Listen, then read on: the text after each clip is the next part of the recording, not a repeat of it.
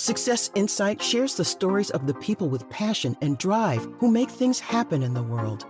Here's your host, Howard Fox. Welcome, everybody. For my co-host, Randy Ford, this is Howard Fox in the Success Insight podcast. I hope you are having a great week wherever you are, whatever you're doing. I'm very excited today to introduce you to a gentleman, Ron Myers. He is an author, creator of the Simplified University. He's a sought-after speaker and an uplifting life partner. Now, why he's with us today is he's written a really interesting book that I know you just want to learn more about. Ron has written the Relationship Success Handbook. Get rid of your problems, not your life partner. Ron, welcome to the Success Insight podcast. Thank you. I appreciate being here. You are out on the West Coast. Hopefully you have a nicer weather than we're having. It's hot and humid and rainy here in Chicago, but yeah, it's really nice out here. It's in Southern California. And so, the weather here gets pretty good. It started out a little muggy, but sun is coming out right now.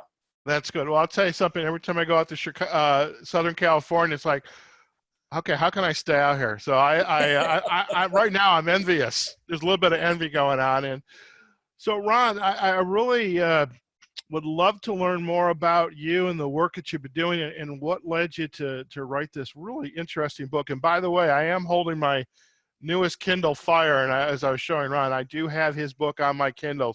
I've got some reading to finish up. But Ron, congratulations on the book. Thank you. And so tell us more about it. Let's start with you. Tell us a little bit about you. Well, I spent 30 years in the financial service arena, and I moved to the regional vice president status within a few years. And then part of that business was actually recruiting people that wanted to earn income, either part-time or full-time. And that business also gave me the opportunity to sit across the kitchen table with families and help them get control of their financial picture. And that entire experience allowed me to spend time up close and personal with a lot of people. And what I recognized was people were having a lot of major relationship issues, my team members and clients. And because of this interaction with people and wanting to serve them, I became, and I still am, a studier of human behavior. And I spent a lot of money on programs and attending events. And I actually started spending more time with our team and working on their thinking and relationships than I even did with the products. And that actually is what shed light on what my true passion was. And here we are. That's interesting. So financial services, pretty significant role, and a role that no doubt has impact on other people's lives. Correct. And then in turn, your customers' lives as well. So you have huge opportunity to influence. I'm curious, you mentioned studying other leaders in the self-development, professional development space. Was there one or two that resonated for you? Probably a lot of it had to do with a lot of my studying was Tony Robbins. And then I also did a lot of Esther Hicks, which for Law of Attraction, and Les Brown, so you need the motivation in there somewhere. Right. And, T. Harv Eker, because he does the financial services. Right. And so it's really a broad range of people, because I'm always open to really expanding my understanding of people and life in general. So as you kind of bring in essentially you're a lifelong student. I mean, we're always about the self-development and ongoing self-development. When we stop learning, well, things stop. You got it. So working with your team and then the folks that are sitting across the table from them, what are some kind of stories here and there? What were you hearing? Was there some consistent themes that they were struggling with? Well, most of the time when sitting across the kitchen table, what I realized more than anything was people weren't on the same team as a couple. And you see them arguing over the littlest things, the kids, just the way that the partner talked to each other. It was just amazing to me to watch. And it helped me realize, especially because we're taught in the financial field, the number one reason for people getting divorced is money. Mm-hmm. And so that kind of worked great for what I was doing, that I could use that when I'm talking to people. Well, this is the number one reason. But the more that I spent time with clients and with my team, I started to realize it's not true. it made me really want to understand what was going on with people in their relationships, because I've come to realize, and at least I believe, I tell people, two people that are committed to each other will be homeless together. So if that's true, then money is not the deciding factor. The same thing when we look at people that have money, they're getting divorced on a daily basis. With those things show you that obviously money is not the key. It may be, and I tell people, it's true, it may be the number one conversation in your house, but it's not the reason that you guys are getting divorced. And so that's what really made me want to study even more and understand, why are people doing what they're doing, and why are we having the challenges that we're having? And it helped me realize a lot of this is just the way people feel about themselves. And that's what's become the major issue. That's why it's called Get Rid of Your Problems, not your partner. Excellent. And how long has had the book been kind of in a contemplative phase? Like, there's something going on here. I need to learn more about it. Hey, I can write a book about this. Well, how did that kind of evolve? Well, it's funny because the book actually came into being just kind of as part of the wanting to get my message out. It was never really something like, I guess I used to think a long time ago, man, it'd be nice to write a book, but it was never really that driving thing. And then all of a sudden I was like, how do I get this message out? How do I share with more people and get it out to them faster? Because you can only be at so many places at one time, and you can only get out to so many people. And I was like, this is a way that I could get my message out to masses of people until I could physically get to them. And then it also is something that I know now I can leave behind. We always talk about that legacy. Right. And I've always said I wanted to be, and it's funny because I've always had this vision of, I got to leave a legacy. I want, when people say my name, that people know I was here. And I never even thought about that. And then as the book got close to being released, I was like, whoa, this is something that I'll actually have, that I'm leaving, that will be my legacy, that's way beyond me. And it's like, oh, wow, it's amazing how these things actually come into play, because it wasn't really something I focused on, but it is something that I realize now that will come into play. That's a very interesting story, and I appreciate the idea of legacy. Is, having not been married, no kids, what's my legacy? What are people going to think of me? How are they going to remember me? And I just recently, and I know from your story, and hopefully you're open to chatting a little bit about this. I've had a number of losses in my life, friends through cancer this year, and just one was just a phenomenal woman and a wonderful coach. Yes. And just realized, God, I'm not going to go to events anymore, and I'm not going to see her face. It's just like, but then, everybody that we speak, when we talk about her as a group, it's like, oh, what a person. And, you start to think about, what do I want to leave behind? How can I show people that I've made a difference? Because we go into coaching, we go into development because we want to help people, and we want to make a difference, not only for them, but also for ourselves. Definitely. And that's why I always tell people, even because I've had that conversation where people have told me, because the same thing, my wife couldn't have kids. So people would ask me, they say, what is your legacy? And, you need that for your legacy. And I tell people that's not true. I said, because your kids could actually be a bad mark on your name. You know what I'm saying? Based on the way they live their life. So if you're looking for someone or anything outside of you to be your legacy, then it's a bad place to look. Your legacy, I tell people, you're making a legacy every day by all the people that you come across in your life. The question is, what legacy are you leaving? Are you the person that they're looking at and saying, man, I'm grateful, just like you said with the young lady, I'm grateful that she came into my life and the things I was able to get?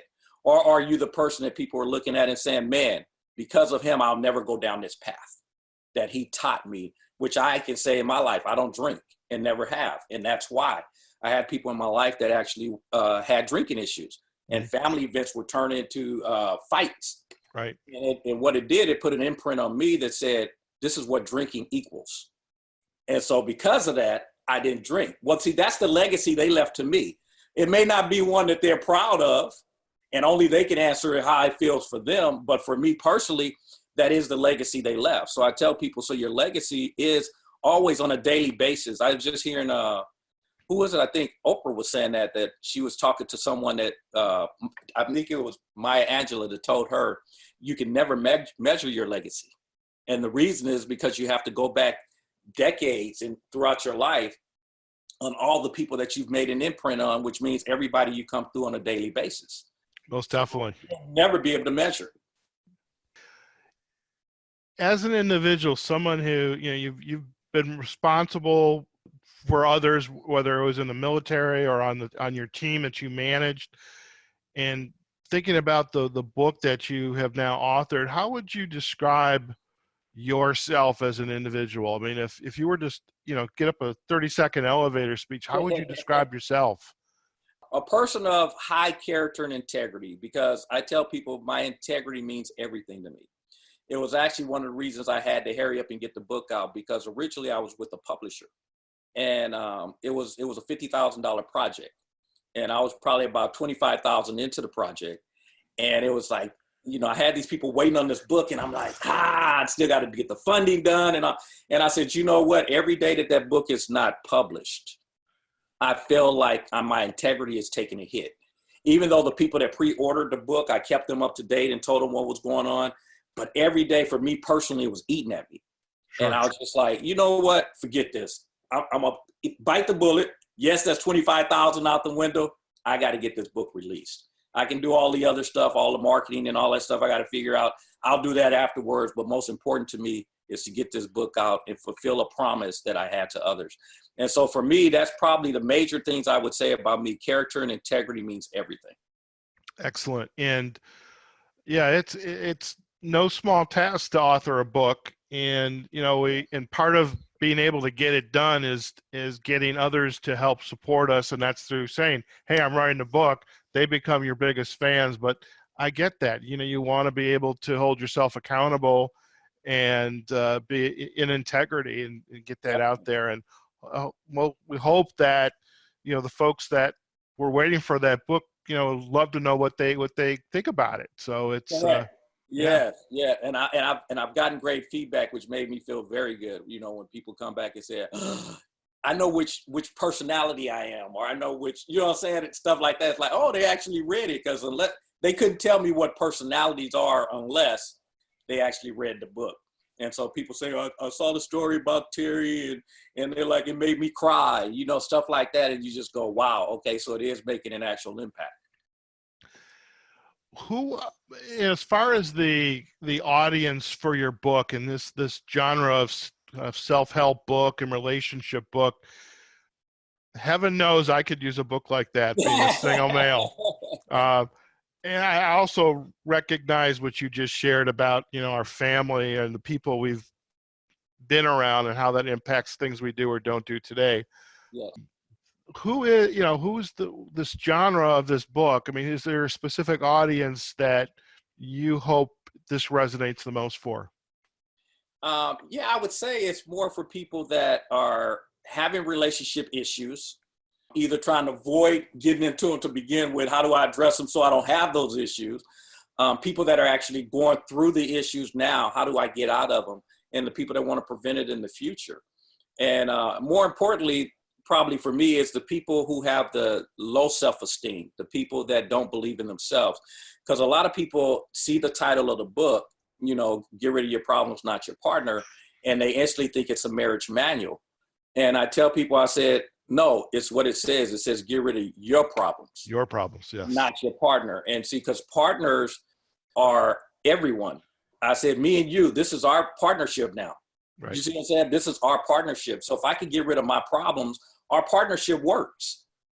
You follow what I'm saying? I tell people, even the people you release out of your life, that partnership works for you. You see what I'm saying? Because you're at peace, even if you release them, because there's a reason that you released them, because they're not going in the direction in which you're going. It's not saying good, bad, right, or wrong.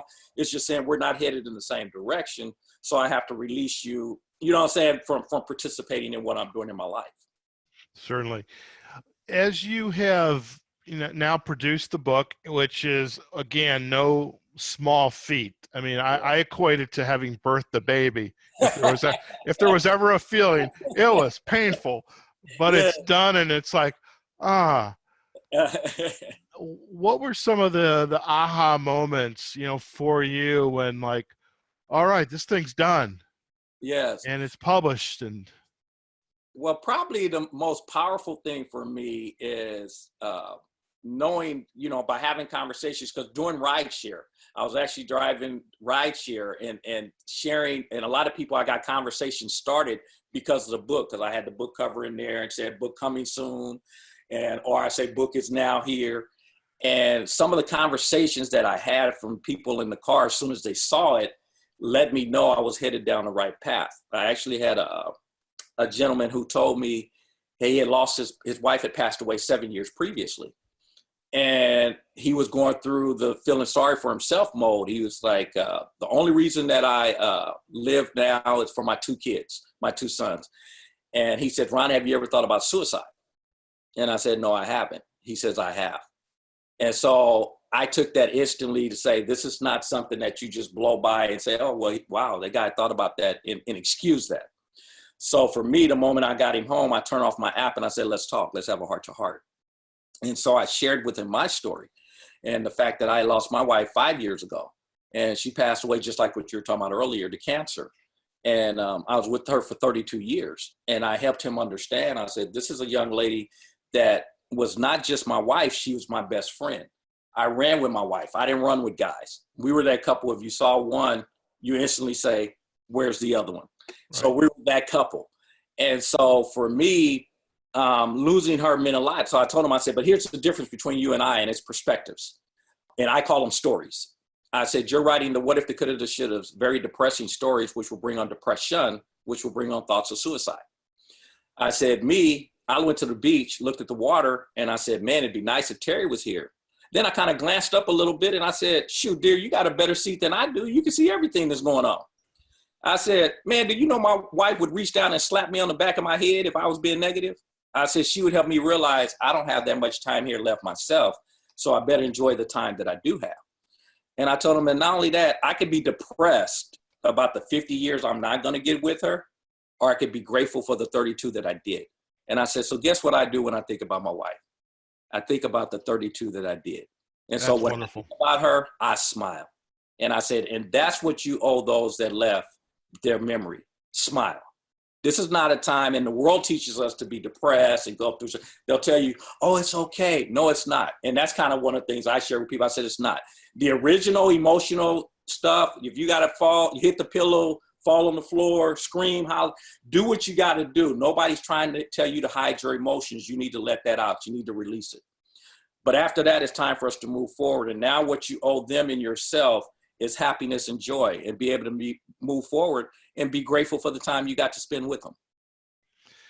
I think it's really powerful. And, there's so much angst in society today. There's overwhelm. I mean, there's the social overwhelm, the computers, the messages. And I think we need a vehicle both for ourselves and for our relationships to kind of take a step back, find a method, a vehicle to let out that emotion. Yes. Then be around others who are going to be there to support us, or to, they don't have to say a word. They just have to be there. Yes. Yes. And it's just, I think we need more of that. And so now that you have this book, yes, I guess what I'm really curious to is what goes with this book. I mean, I don't expect, here, read the book and good luck with that, but there's a lot of lessons learned. I mean, you're Tony Robbins, Les Brown, all those entrepreneurs and thinkers and coaches. Yes. So it's almost as though something else comes with this book. What is that? What my ultimate goal is to start doing like Tony Robbins and Les Brown, end up on the stage with those type of people and being able to speak to the public. And I'll do in the meantime, until I get to that point, is do like live webinars. And as I move towards getting on stage, I'm putting together, matter of fact, I did just put together like some video series on the 4 personalities. A lot of the stuff that I teach. I've actually put together video series and stuff. And so those are the things that I'm in the process of doing. I'm getting ready to put together a master class, which will go through a lot of the things that I'm teaching and sharing. And so it basically just get out there and get the message out, because we got to get people to a point. I heard it said there's 2 ways to build the tallest building. One, you build the tallest building. The second one, tear down the buildings around you so you are the tallest. And unfortunately, most people in our society live in that second one. I tell people, why do you think we have the political, the religious, and all the other battles? The biggest one we got going on now is man versus woman, which is crazy to me. We got men and women. It's like we're on the opposite sides, and this is someone you're talking about marrying, but now it's like we're enemies, and it's just crazy to me. And so for me, I said we got to teach people how to build that tallest building, which is themselves. Because I said once you understand your value and know that you're worthy and you're enough, then there's no reason to tear anyone else down. It becomes now, how can I reach back and help pull you up so that your building becomes tall also? Excellent. As you go back and think, you know, the construction of the book, is there, I'm sure every chapter is important. There's a story behind it, but is there a story or two within that book that, like, this is my go-to, my favorite? If I have to share this with anybody, this is what's going to be. Anything like that to resonate for you? Probably the main one we mentioned a little bit earlier, and that's the one of the loss of my wife. Okay. And the reason for that is because it's helping people get up and realize you have to move forward in your life.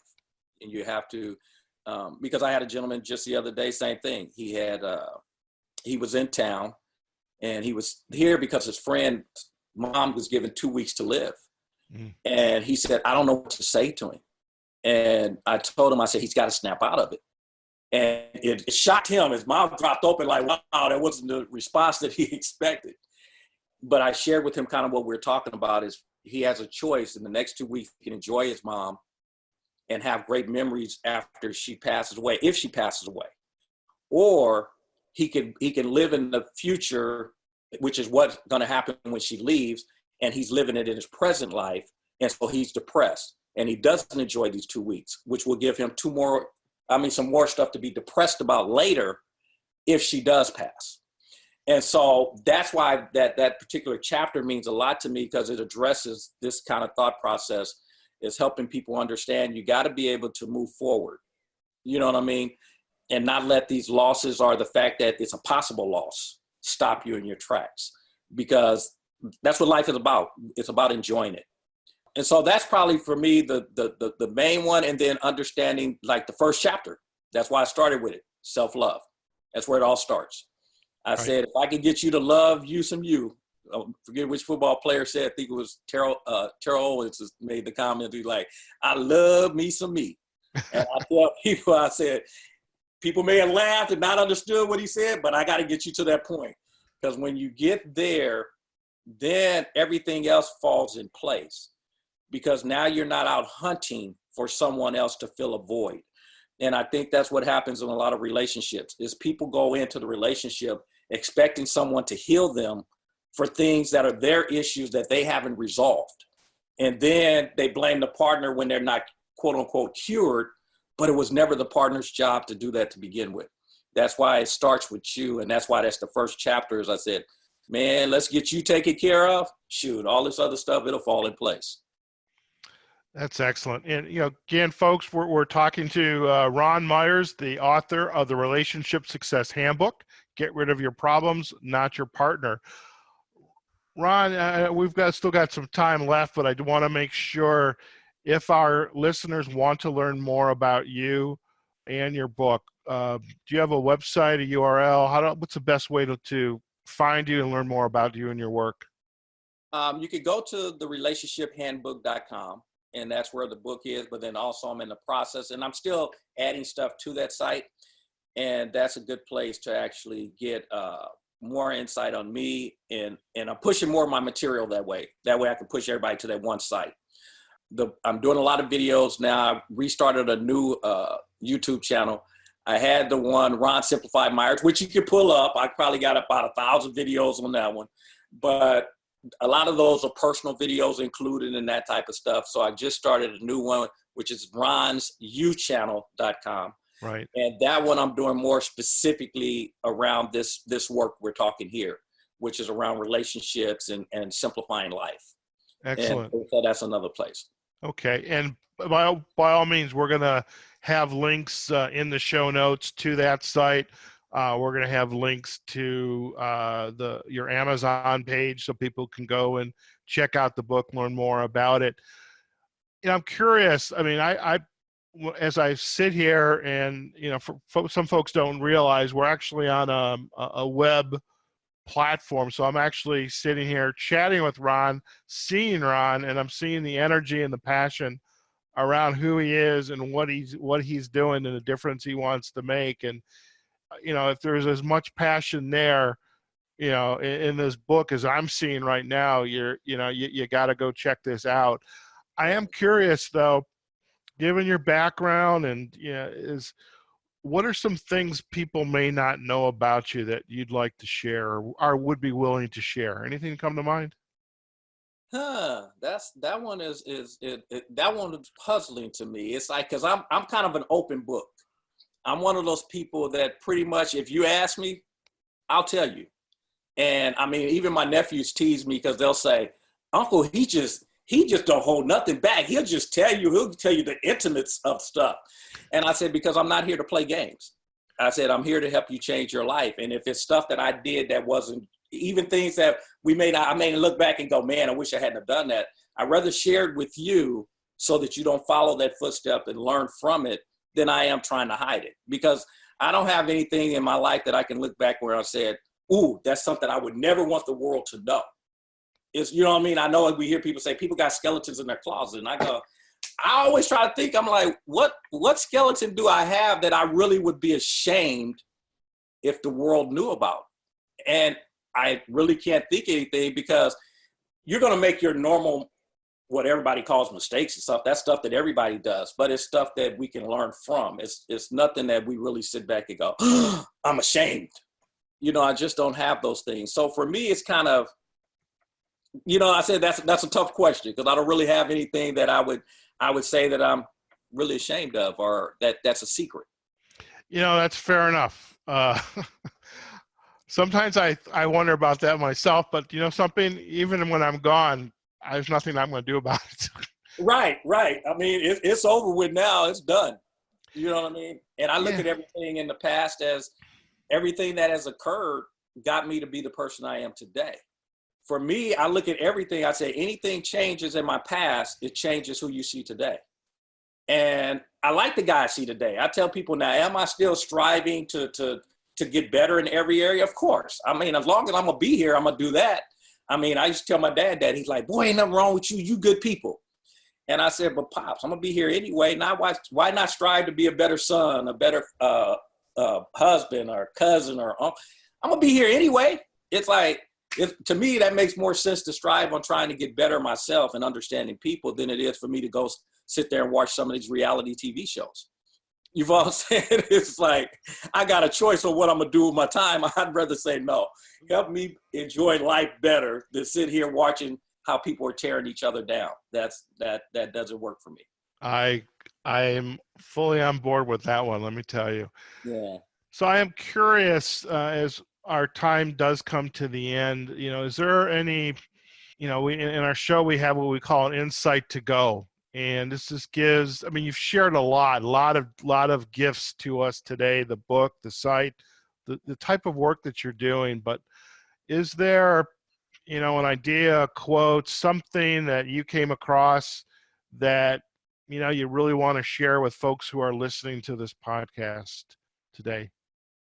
One of the things that I actually do on a daily basis is I'm always saying to myself all day long, everything works in my favor, always has, always will.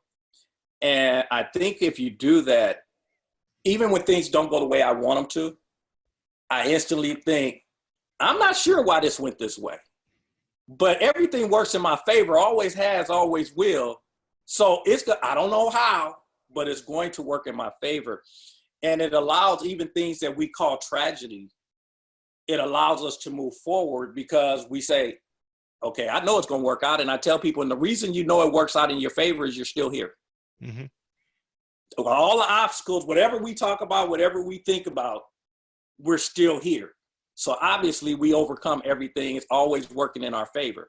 And so I think for me, if you take that and you use that in your life and everything that crosses your path, it makes life so much simpler and it allows you to move forward. Excellent. Excellent. Anything else that you'd like to share, with our listeners about the book? You've got these programs that you're developing, the videos, want to be able to help you get you on stage. I mean, that's the beauty of this genre, the podcasting, is it's going to be out there. Correct. And personally, I'm actually impressed of just when I go out to California, I love getting in an Uber or a Lyft car. And I know when you and I first chatted to talk about, getting you as a guest on the podcast, you were just like finishing up one of your drives. And I was like, well, if that's not a repository of stories for a future book, I don't know what is. But it's interesting the impact that you're able to make. I mean, that gentleman you were just chatting about, asking about suicide. I mean, in the moment, you have the ability to have an impact on people's lives. And it's awesome because just what you said, and I do that on a daily basis. I usually get at least 1 or 2 people a day that I actually get to put something in their lives because again, I have the little flyer in the back. So it always opens up conversations where people want to tell me what's going on in their lives and how should they handle this. And we talk about the value. And it was funny, just another quick story that hit my head with a young lady. She got in the car. She was dressed, kind of showing everything. And it was a first date. So I know normally back in my days when I thought I was a little player, thought I was the man, my first thought if a woman shows up like this, you already know. So I was sitting there and I said, let me share something with her real quick. Because this is, because I've shared it with some ladies in my past that I knew slept with a guy the first night. And I told her, I said, let me ask you a question. And I said, this is what I share with them. Would you allow that guy that you were with last night? I said, would you give him the keys to your car? And they said, no, I don't know him well enough to give him the keys to my car. And I said, but didn't you sleep with him? And they're like, yeah. And I said, I know you're not telling me your car is more valuable than you are. And I said, because your move showed that you wouldn't give him the keys to your car, but you'll go to bed with him. You gave him the most valuable asset you'll ever have, which is you. And you gave that, the girl, she was like, oh, Ron, you have no idea what you just did. She said, I'm getting ready to walk into this date with a whole different attitude, whole different demeanor. Now, I probably messed the guy up. I'll be honest. I know I probably messed up his date. But for me, for her to understand her value and her significance, that to me is more important than worried about his little feelings getting hurt. Yeah. And I'm wondering, did you get 5 stars on your Uber? Oh, yeah. We did get the 5 stars on that one. Yeah. Because that counts too. But I heard the message. It's like sometimes you wonder. As I get older, I sometimes wonder when I go down the street. It's like, I don't get it. Yeah. Well, we have thoroughly enjoyed having you as a guest on the podcast. And I'm like really excited to see what happens as a result of the book, the Relationship Success Handbook. And I mean, you and I are similar circles, leadership, professional development, self-development. And so I'm looking forward to staying in touch with you. We're connected on LinkedIn as well.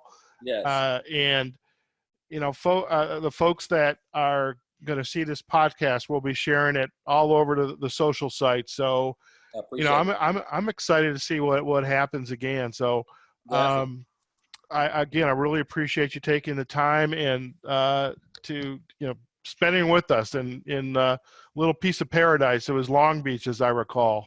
Yeah. All right. And as we close, I do want to give people the opportunity to get the book actually for free. Okay. And they can do that at relationshipfreebook.com. And that allowed them the opportunity to get access, because I'm not concerned with selling books. I'm concerned with getting the message out. That's excellent. Excellent. So, folks, relationshipfreebook.com. This is the Relationship Success Handbook. You want to check it out. Get rid of your problems, not your partner. This podcast with Ron's going to be up on the Success Insight podcast in probably the next, 7 to 10 days, hopefully sooner. Ron, thank you so much for spending time with us, and I hope you enjoyed it. I know I did, and I know our listeners are going to get a lot of value out of this. Definitely. I appreciate the time. It's been an honor. Excellent. Hang on for just a minute while we sign off. Folks, that's it. This is Howard Fox, the co-host of the Success Insight podcast, for my co-host, Randy Ford. Wherever you are, whatever you're doing, go out there and have a phenomenal day. Thank you. Success Insight is a production of Fox Coaching and First Story Strategies. Find us online, successinsightpodcast.com.